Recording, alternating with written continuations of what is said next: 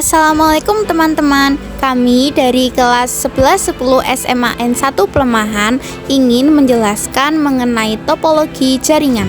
Sebelumnya, apakah kalian sudah mengetahui apa itu topologi jaringan? Topologi jaringan adalah peta dari berbagai jaringan komputer yang terbagi menjadi dua jenis, yakni topologi fisik dan juga topologi logis. Tapi kali ini kita akan membahas tentang topologi logis. Topologi jaringan logis adalah representasi tingkat tinggi tentang bagaimana dua atau lebih node terhubung. Berikut adalah macam-macam topologi jaringan.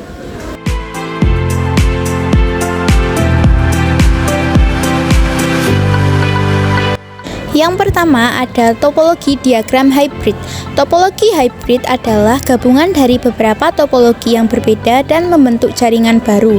Kelebihannya dapat menyatukan dua atau lebih topologi jaringan yang berbeda dan aliran data dapat bekerja dengan sempurna meskipun berjalan dalam sejumlah lalu lintas jaringan yang berbeda akibat mengombinasikan berbagai konfigurasi topologi jaringan yang berbeda.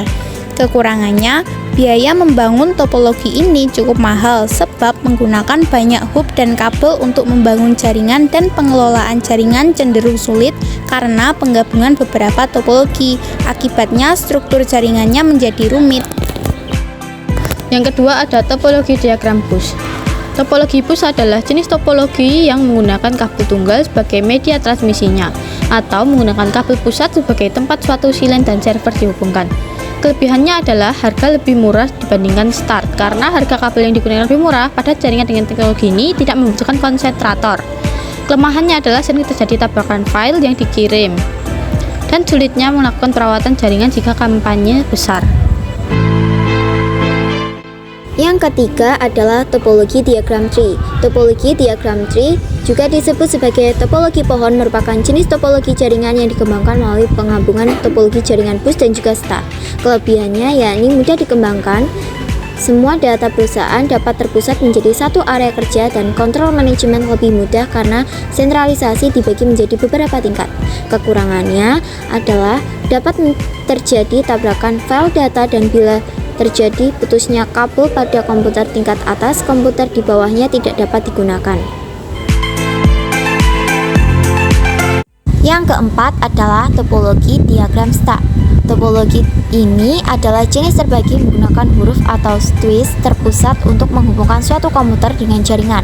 Kelebihannya yaitu jaringan mudah untuk dikembangkan dengan cara menarik kabel menuju konsentrator. Sedangkan untuk kekurangannya, jika sentral rusak, semua komputer dalam jaringan tidak dapat berfungsi dan boros dalam penggunaan kabel.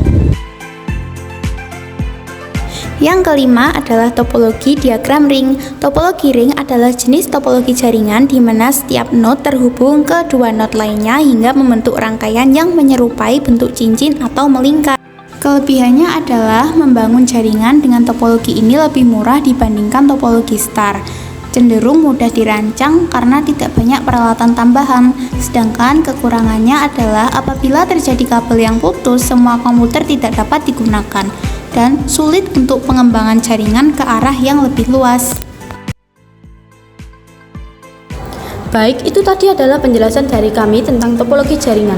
Semoga dapat dengan mudah dipahami. Sekian, terima kasih dan sampai jumpa di lain kesempatan.